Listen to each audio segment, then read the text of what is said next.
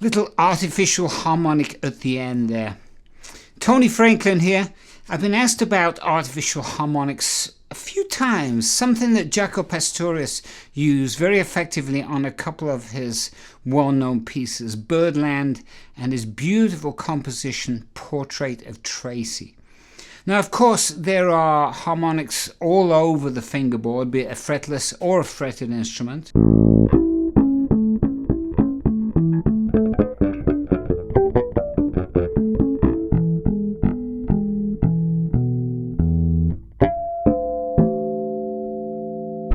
The concept of artificial harmonics, or false harmonics as they're sometimes called, is that you move the nut point, or the 0 fret, that's the fixed point on the fingerboard, and all the harmonics are created from there, because it's subdivision. You got the octave. And so if you move that nut position to a false position, right, then it's going to create or give you the opportunity to create harmonics that were not there before in the regular position. Okay, so if this is the 7th position here, 7th fret mark. I always get in trouble with this with the fretless. It's like it's the fret position, but there's no frets there. So it's just the 7th fret position, okay? And you play, it's the 3rd or the 10th.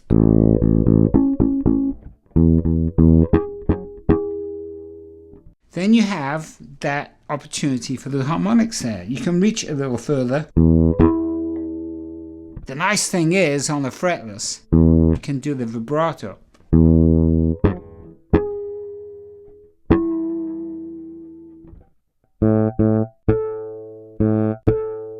It's a heck of a stretch, and you're limited with how far you can stretch. So what Jaco did incredibly, and I wonder, did the composition come first, or did he discover the artificial harmonic and want to put that into a piece of music? I'm talking about Portrait of Tracy. A genius composition, and I personally believe that the composition came first, and he had to figure out how to find or create that harmonic on the bass. Portrait of Tracy, just the top line of it, the harmonics go.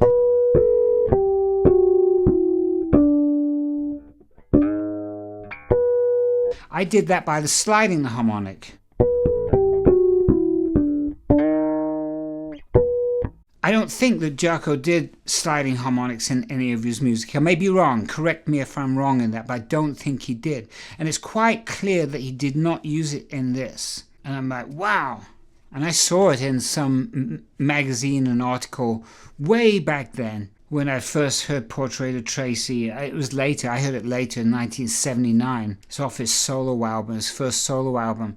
And it's like, wow, how is that done? And I saw a transcript in a music magazine, and it showed how to do the artificial harmonics. And so this would go.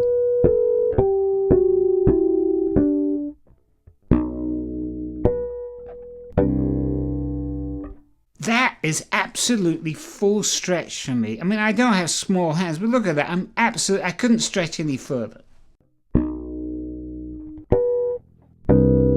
Jaco had the massive hands. I did meet him in 1985, and his hands absolutely swamped mine by a good inch and a half. I don't know, but they were massive. So that reach for him would have been so much easier than it is for me. I'm going to do it slowly because this is hard. If I put time into it, but I haven't practiced it.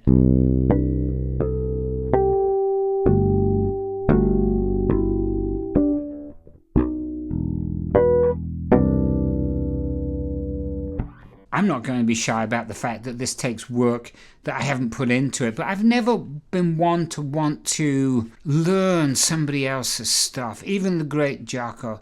I mean, I put time into that just because it was like, wow, how did he create that harmonic? I needed to know about that. I haven't really incorporated it into my technique. I'm more about the sliding harmonics, which are a fun and very cool vehicle in themselves.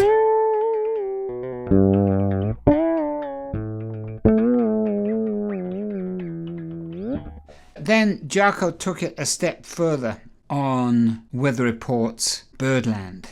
And this, wow, I mean, this is one that I haven't mastered either. It's one of those that, well, these strings are very old for one, and you need bright strings. The clarity that Jaco got on this, and what it is, it's using the octave G as the root, okay? 12th fret. And then he finds the octave above it here. And he's plucking it. I think he's using, I don't know, somebody may correct me on that as well. I'm not a hardcore studier or scholar of this stuff. What he did on Birdland, took that, and you can find it, but you have to find that spot. And then it moves.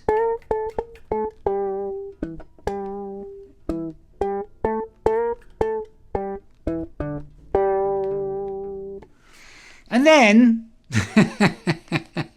as if that isn't challenging enough, he takes it up an octave from there.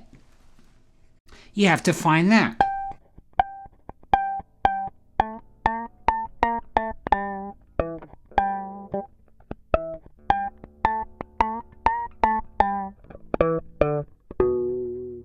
You hear those notes that he executes. They are so pure, so clear. Genius. Don't use that word too often. But it truly was so innovative, and it just exploring. He was wanting to hear something and create something. He was hearing a sound. He was hearing a composition.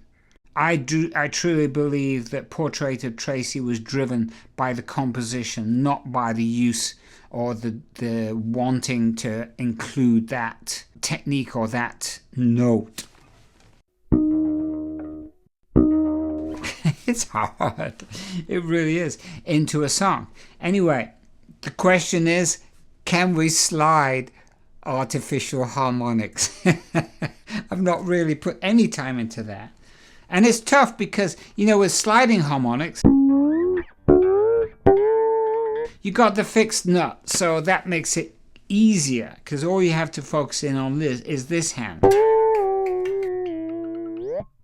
With the artificial, you are the nut. Yeah, I'm the nut. But you are creating that.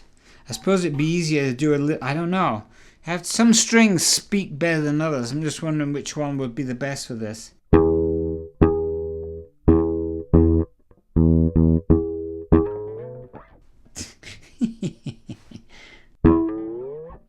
It does work. Is it very practical?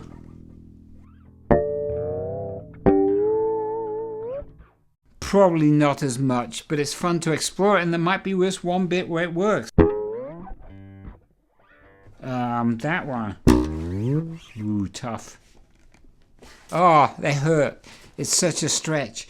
But anyway, there we have it. There we have the principle, at least, of what sliding harmonics are all about. So you can go to your bass and try that. It's on fretted or fretless, it works.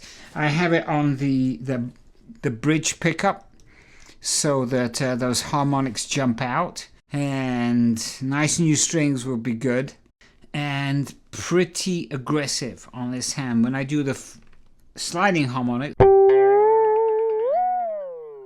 I am hitting those hard, and you have to do the same, or I do, with the artificial too. Look at that. It's that.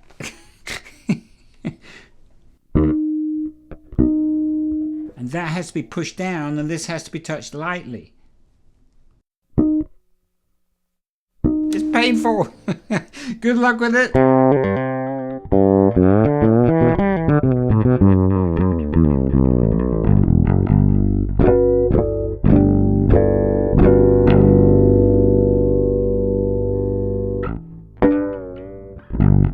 All the best from Tony Franklin, the Fretless Monster.